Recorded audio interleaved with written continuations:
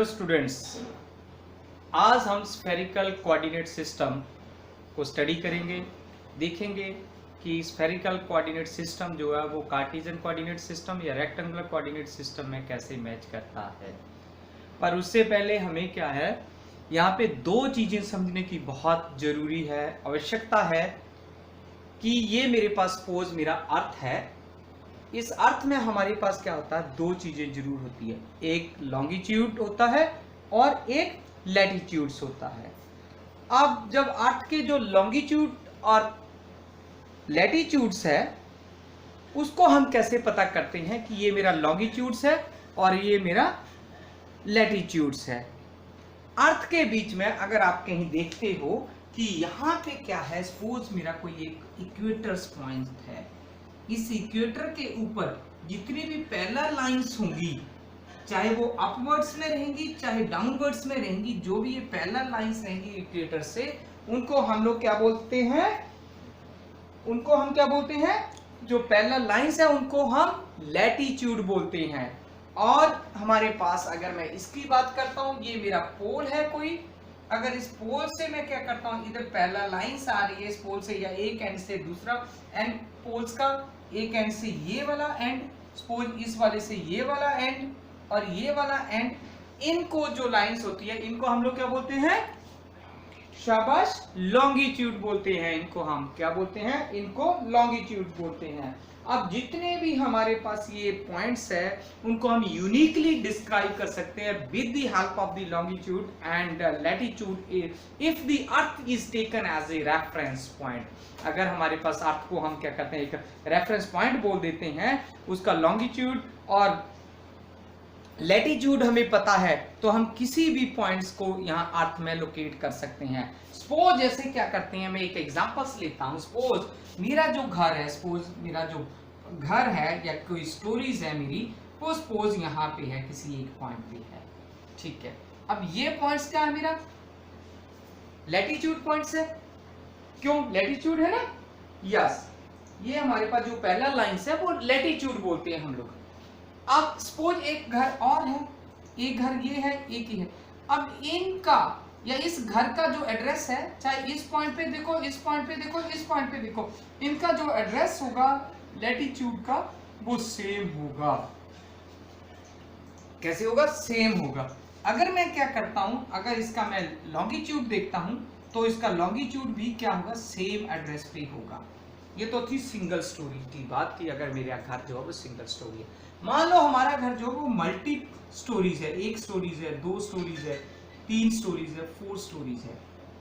अब अगर मैं इनका लैटिट्यूड बात करता हूं, एड्रेस ऑफ द लैटिट्यूड बात करता हूं, तो इस घर का भी लैटिट्यूड सेम होगा, इस स्टोरी का भी सेम होगा, इस वाली स्टोरी का भी सेम होगा, इस वाली स्टोरी का भी सेम होगा।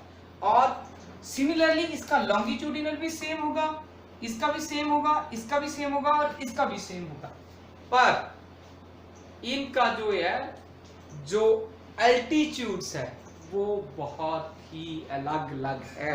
तीनों घर का जो, या चारों जितनी भी आपने स्टोरीज ली है, मल्टी स्टोरीज ली है, उनका जो अल्टीट्यूड्स है वो बहुत अलग होगा, सबका अलग अलग अल्टीट्यूड्स होगा। तो हमें पता चल गया कि हमारे पास जो स्फेरिकल सिस्टम है उसमें भी तीन कोऑर्डिनेट्स होंगे, ठीक है। अगर मैं कोई पॉइंट से यहाँ लोकेट करता हूं, इस पॉइंट को अब मैं परपेंडिकुलर कोई लाइन, क्या मैंने यहाँ ड्रॉ कर ली है इस अर्थ में, सपोज ऐसे परपेंडिकुलर लाइंस ड्रॉ की है। अब ये परपेंडिकुलर जो लाइन ड्रॉ कर रहा हूं मैं, इसका मुझे एल्टीट्यूड पता है, सॉरी लॉन्गिट्यूड पता है, इसका मुझे लैटिट्यूड पता है और इसका मुझे अल्टीट्यूड पता होगा। अब देखो ये एंगल जो है, एक मैंने फाई एंगल्स बनाया, एक हमने थीटा एंगल्स बनाया और एक हमने आर, जिसको हमने अल्टीट्यूड्स बोला, हाइट बोली है, वो हम लोग देखते हैं। अब इसको मैं क्या करता हूं, अगर मैं एक अपना ग्राफ बनाता हूं, एक 3 जेड एक्सिस में इसको लोकेट करने की कोशिश करता हूं, सिमिलरली इस प्रकार का, तो हमारे पास क्या बन जाता है, अगर आप ये देखते हो कि O is my reference, OX, OY and OZ, कहीं भी मेरा पॉइंट्स है, कोई P है, इस पॉइंट को हम लोग क्या करते हैं, मैंने परपेंडिकुलर ड्रा किया in the plane of this XY plane में, मैंने क्या किया, इसको परपेंडिकुलर ड्रा कर लिया। अब परपेंडिकुलर ड्रा करता हूं तो हम लोग क्या देखते हैं कि अगर जैसे रेक्टेंगुलर कोऑर्डिनेट में दिखा था आपने, इसको O से यहां तक मूव करता है, x पॉइंट चलता है, फिर यहां से हमने यहां तक गए, पैरेलल गए, उतना पॉइंट्स बाई एक्सिस हो गया। तो इसके पॉइंट्स जो होते हैं x और y होते हैं, और जो ये वाला पॉइंट्स है पिछले वीडियो में भी हमने देखा था, तो ये जो पॉइंट्स है यहां से यहां का जो डिस्टेंस होता है वो हमारा z होता है। पर यहाँ केस जो है वो थोड़ी सी स्टोरी जो है वो अलग है यहाँ पे। वो क्या है कि ये जो एंगल्स बना रहा वो फाई एंगल्स बना रहा है, और एंटी क्लॉकवाइज डायरेक्शन में जब मैं ऊपर से देख रहा हूं तो मेरा ये जो एंगल बन रहा है, यहां से मैं अगर मिलाता हूं इसको, ये डिस्टेंस यहां से यहां तक मिलाता हूं, तो मेरे पास जो ये एंगल बन के आ रहा है तो वो कितना बन रहा है, फाई एंगल्स बन रहा है, जिसको हम लोग क्या बोलते हैं, एजीमुथल एंगल्स बोलते हैं। और जो ये एंगल थीटा बन रहा है इसको हम लोग पोलर एंगल्स बोलते हैं। और जो ये डिस्टेंस है O और P के बीच का, इसको R डिस्टेंस बोलते हैं, रेडियस बोलते हैं, या R डिस्टेंस है। तो इसका मतलब क्या हुआ कि ये जो पॉइंट्स बन रहे हैं P के पास, वो मेरे क्या बने, R, थीटा और फाई है। पर हम फिजिक्स में आइसो में ऐसे पॉइंट्स लेते हैं R, थीटा और फाई, बट इन मैथमेटिकल में हम लोग क्या करते हैं, इनके जो पॉइंट्स हैं वो बेसिकली थोड़े से डिफरेंट लेते हैं। मैथमेटिकल में हम क्या पढ़ते हैं कि R पहले लेते हैं, फिर फाई लेते हैं, फिर थीटा लेते हैं। ये कोई बड़ी कंफ्यूजन वाली बात नहीं है बच्चों। क्यों? क्योंकि अगर मैं इसको एक एग्जांपल से समझाता हूं, अगर मुझे एक एग्जांपल से मैं इसको देखता हूं, तो उस एग्जांपल में क्या होता है हमारे पास, तो उस एग्जांपल में मेरे पास क्या है, जैसे हम इंडियन की बात करता हूं, हम डेट जो है वो लिखते हैं। हम डेट में कैसे लिखते हैं, पहले डे लिखते हैं, फिर मंथ लिखते हैं, फिर ईयर लिखते हैं। और अगर मैं यूनाइटेड स्टेट अमेरिका की बात करूं, ब्रिटेन की बात करूं, तो उसमें क्या होता है, वो पहले मंथ लिखते हैं, फिर उसके बाद डे लिखते हैं, फिर ईयर लिखते हैं। तो हम लोग क्या करते हैं, इसको देख के समझ जाते हैं कि ये क्या शो कर रहा है। सिमिलरली यहां भी हमें पता चल जाता है कि इसने क्या शो किया हुआ। तो सिमिलरली वहां भी हमारे पास जो फिजिक्स आइसो है उसमें हम R, थीटा और फाई लेते हैं। फाई एजिमुथल एंगल्स है और थीटा मेरा पोलर एंगल्स है, R मेरा डिस्टेंस है या रेडियस पॉइंट्स है। तो वो हमें इस वे में हम लोग मैथमेटिक्स में R, फाई और थीटा लेते हैं। कोई बड़ी कंफ्यूजन नहीं है, पर हम समझ जाते हैं कि हमारे पास R क्या है, थीटा फाई क्या है और थीटा क्या है, इतना हम अंडरस्टैंड कर जाते हैं। मैथ में हम ऐसे लेते हैं और फिजिक्स आइसो में हम लोग इस वे में लेते हैं। अब उसके बाद हम लोग इसको देखते हैं कि किस प्रकार हमने इसको स्टडी करेंगे। अब हम स्फेरिकल कोऑर्डिनेट सिस्टम को क्या करते हैं, रेक्टेंगुलर कोऑर्डिनेट सिस्टम के साथ मैपिंग करवाते हैं। तो पहले मैंने क्या किया, और ये रेक्टेंगुलर कोऑर्डिनेट सिस्टम्स लिया, उसको हम लोग स्फेरिकल कोऑर्डिनेट के साथ कैसे मैप करेंगे वो पहले पढ़ते हैं। फिर उसके बाद हम देखेंगे कि अगर हमें कोई स्फेरिकल कोऑर्डिनेट सिस्टम दिए उसको हम लोग रेक्टेंगुलर में कैसे पढ़ेंगे। तो पहले रेक्टेंगुलर में ये हमारे पास क्या है, ओरिजिन या रेफरेंस पॉइंट, इस तरफ मैंने ओ वाई एक्सिस ले लिया, इस तरफ एक्स एक्सिस ले लिया और इस तरफ जेड एक्सिस ले लिया। अब हमने क्या किया, कोई भी पॉइंट्स पी इस प्लेन में ले लिया, वाई जेड प्लेन में पी पॉइंट्स ले लिया हमने। अब उसके बाद क्या किया, हमने वहां से एक परपेंडिकुलर ड्रा कर दिया एक्स वाई प्लेन्स में। जब एक्स वाई प्लेन में परपेंडिकुलर ड्रा करते हैं हम लोग, तो अब हमें क्या करना है कि पॉइंट जो P है इसका लोकस जो है वो हमें फाइंड आउट करनी है। तो फाइंड आउट करने के लिए सबसे पहले मुझे इस पॉइंट के फाइंड आउट करने पड़ेंगे, फिर मैं इसके पॉइंट्स फाइंड आउट कर सकता हूं, क्योंकि हमें पता है ये परपेंडिकुलर है, इसका जो डिस्टेंस है वो z है। और अगर मैं इसके फाइंड आउट कर लिए तो हम लोग इजीली क्या है x, y और z के पॉइंट्स फाइंड आउट कर लेंगे।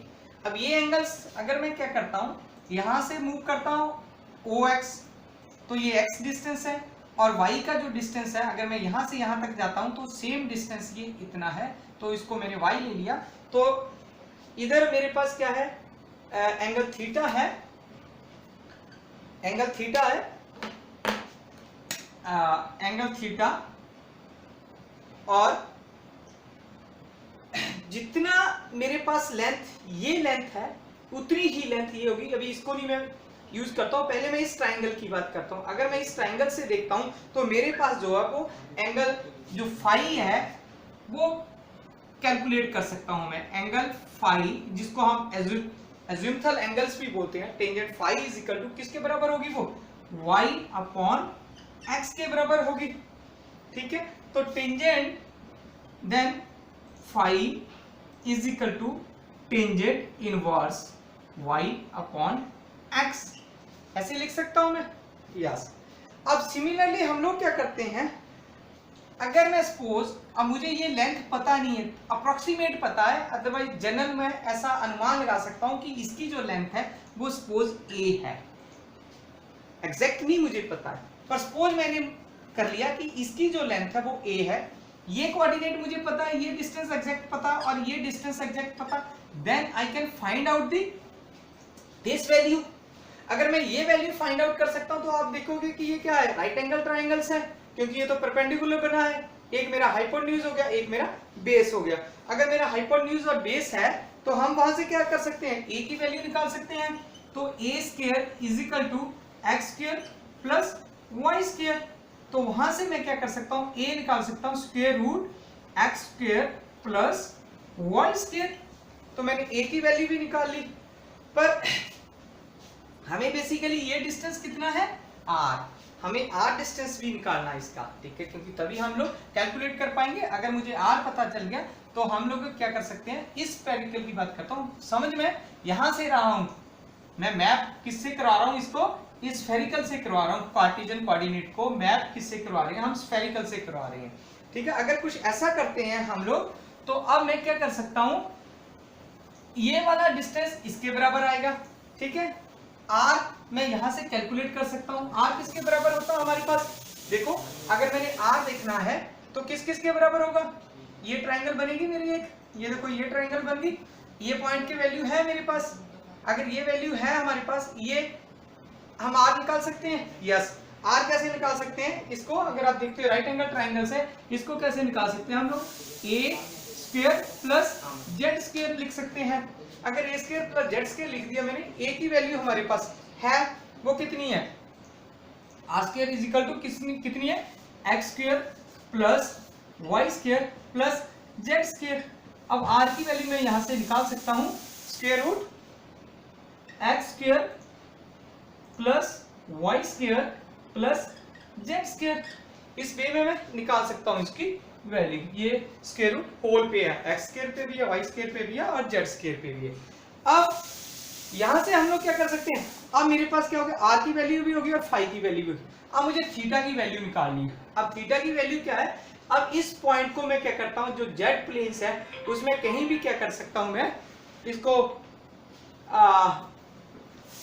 उतना डिस्टेंस मेजर करके यहाँ पे ज्वाइन करूंगा किसी एक्स जेड प्लेन पे, और ये जो डिस्टेंस है, जितना ये डिस्टेंस है इस पॉइंट से लेके, सपोज ये पॉइंट मेरा एम है, जितना मेरे पास पी एम पॉइंट्स है उतना ही ओ, ये सपोज मेरा एन पॉइंट्स है, एन सेम पॉइंट्स होंगे, उनका जो डिस्टेंस है दोनों का सेम होगा, ठीक है। तो अब ये मेरे पास क्या है, 90 डिग्री का एंगल्स है और ये मेरे पास थीटा है, तो मैं यहां से क्या कर सकता हूँ, थीटा की जो वैल्यू है निकाल सकता हूँ। तो सबसे पहले मैं क्या करता हूँ, राइट एंगल ट्रायंगल से मैं साइन थीटा निकालता हूं, यहां से sine theta is equal to किसके बराबर होता है, हम सबको पता है परपेंडिकुलर अपॉन हाइपोटेन्यूज, परपेंडिकुलर हमारा ये है और हाइपोटेन्यूज ये है, तो हम लोग क्या लिख सकते हैं इसको, ए अपॉन जेड लिख सकते हैं। अब ए की वैल्यू हमने पहले भी निकाली है, कितनी निकाली है, under root x square plus y square upon z लिख सकते हैं, और इसमें मैं कोसाइन एंगल भी निकाल सकता हूं, टेंजेंट एंगल भी निकाल सकता हूं, सारे निकाल सकता हूं मैं। अब टेंजेंट थीटा निकालना है मुझे, तो टेंजेंट थीटा किसके बराबर होता है, सबको पता है, शाबाश, हमारे पास होता है परपेंडिकुलर अपॉन बेस। अब परपेंडिकुलर मेरे पास क्या है, ए दिस बेस,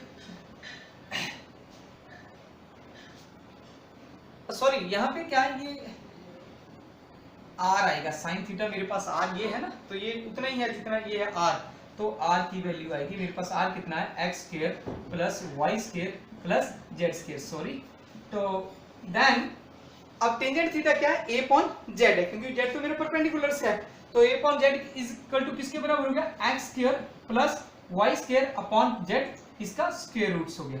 सिमिलरली मैं cos थीटा भी निकाल सकता हूं, cos थीटा किसके बराबर है, या कोसाइन थीटा किसके बराबर आता है, बेस किसके बराबर आएगा, बेस अपॉन हाइपोट न्यूज के बराबर आएगा। तो बेस हमारे पास यहाँ z अपॉन r, तो z की वैल्यू ऐसे ही रह जाएगी मेरे पास upon x square plus y square plus z square का स्क्वायर रूट। r इस केस में हमारे पास हाइपोटेन्यूज है और z मेरा बेस बन जाता है, ठीक है, ओके। तो इस वे में मैं क्या कर सकता हूँ, थीटा की वैल्यू निकाल सकता हूँ, theta is equal to cos inverse z upon x square plus y square plus z square. इस वे में हम इसको कैलकुलेट कर सकते हैं।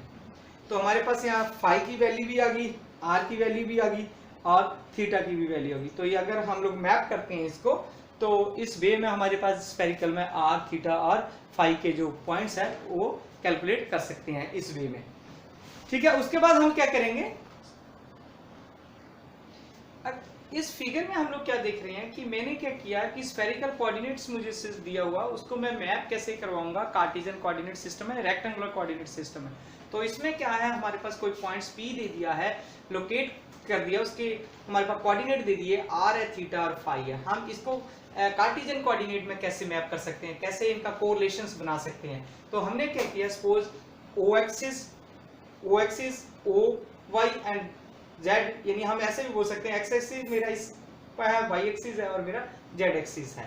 अब हमने क्या किया है, सेम एक परपेंडिकुलर ड्रा किया पॉइंट पी से इस एक्स वाई प्लेन्स में यहाँ, और उसके बाद हमारे पास क्या है, मैंने यहाँ से अगर मैं वैसे कोरिलेट करता हूँ तो हमने क्या किया, ये एंगल्स है हमारे पास अज़्यूमथल एंगल्स, तो मैं यहाँ से यहाँ तक क्या है एक्स डिस्टेंस मूव करता हूँ, यहाँ से यहाँ तक मैं वाई डिस्टेंस मूव करता हूँ, ठीक है, ये मैंने इस वे में मूव कर लिया। अब हमें क्या है कि अगर मुझे ये से यहाँ तक इस पॉइंट को ड्रा करना है, कैलकुलेट करनी है ये वैल्यू, तो मैंने सपोज इसको ए मान लिया है कि ये जो डिस्टेंस है, क्योंकि यहाँ से मैंने क्या कर लिया, अपना राइट एंगल ट्राइंगल्स बना लिया है। क्या बना लिया, राइट एंगल ट्राइंगल्स बना लिया है। अब जब राइट एंगल ट्राइंगल्स बना देते हैं हम लोग, तो हमारे पास क्या आ जाता है, अगर आप यहाँ देखते हो तो हमारे पास एक वैल्यूज आ गई, और एक मैंने क्या किया, जितना डिस्टेंस ये है उतना ही डिस्टेंस हमने ये लिया हुआ है इस पॉइंट P से लेके, सपोज इसको पॉइंट मैं N दे देता हूँ और N देता हूँ, और इसको पॉइंट को सपोज मैं M देता हूँ, ठीक है। जितना डिस्टेंस ये है उतना डिस्टेंस ये है, और जितना परपेंडिकुलर डिस्टेंस ये है उतना ही डिस्टेंस ओरिजिन से या रेफरेंस से N तक का है। तो ये भी Z है और ये भी Z है। अब हम क्या करते हैं, अगर मुझे क्या करना है, ये एंगल थीटा कैलकुलेट करना है, तो ये 90 डिग्री का एंगल है, तो हम लोग क्या करते हैं, cos theta is equal to किसके बराबर आ जाता है मेरे पास, बेस अपॉन हाइपोटेन्यूज। ये मेरे पास क्या है, हाइपोटेन्यूज है।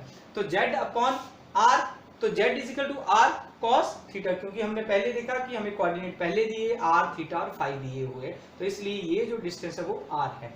सिमिलरली अगर मुझे क्या करना है, यहाँ से साइन थीटा निकालना है, राइट एंगल ट्राइंगल है, तो मेरे पास यहाँ से क्या कर सकते हैं, जितनी भी आइडेंटिटी है ट्रिग्नोमेट्री की वो सारी निकल सकती है। अगर मुझे साइन एंगल्स निकालना है, साइन थीटा निकालना है, तो मेरे पास क्या हो जाता है, परपेंडिकुलर अपॉन हाइपोटेन्यूज। अब परपेंडिकुलर कितना डिस्टेंस है, a, तो ये मेरे पास क्या है, जो ये पॉइंट्स है मेरा, ये परपेंडिकुलर है और हाइपोटेन्यूज r है, तो हमारे पास क्या निकल के आ जाता है, a is equal to r sine theta निकल के आ जाता है। क्या निकल के आ जाता है, हमारे पास r sin थीटा निकल के आ जाता है। अब अगर मुझे क्या करना, अज़्यूमथल एंगल्स निकालना है, अगर मुझे अज़्यूमथल एंगल्स निकालना है, तो मैं क्या कर सकता हूं कि यहाँ पे इस ट्रायंगल्स मेजर किया, cos फाई, ये ट्रायंगल्स हम ले रहे हैं, इस ट्रायंगल्स की बात कर रहे हैं, cos phi is equal to x upon a। अब a की वैल्यू आपने अभी यहाँ निकाली है r sin थीटा, तो x upon r sin theta is equal to x is equal to r sin theta cos phi. अब हमने x की निकाली। सिमिलरली अगर मुझे y कोऑर्डिनेट्स निकालना है, तो y कोऑर्डिनेट्स क्या होता है मेरे पास, sin phi is equal to y upon a is equal to y upon r sin theta is equal to y is equal to r sin theta cos phi. ये तीनों जो एंगल्स है, तीनों कोऑर्डिनेट्स है x, y और z, हम लोग निकाल देते हैं। So in this way we can find out the three components in Cartesian coordinate, which is already mapped with the spherical coordinate system. You can find out the relation between the x components in terms of the spherical, that is r sin theta cos phi. Similarly, you can find out the y component is equal to r sin theta sin phi, and z is equal to r cos theta. This question is very important in examination point of view. तो इसको आपने क्या करना, बहुत very important question for the examination point of view. Convert the question formation may be in this way. Convert the spherical coordinate system into the Cartesian coordinate system or rectangular coordinate system. So you have to draw this type of figures, then find out the value of cosine theta, sine theta, after that cos phi, sine phi, and in previous articles before this we have also calculated the value of the A, and if you want to more refine, then you can take the value of A from there. Otherwise it is the mapping between the spherical coordinate system and the rectangular coordinate system and rectangular coordinate system to the spherical coordinate system, जैसे हमने पीछे ये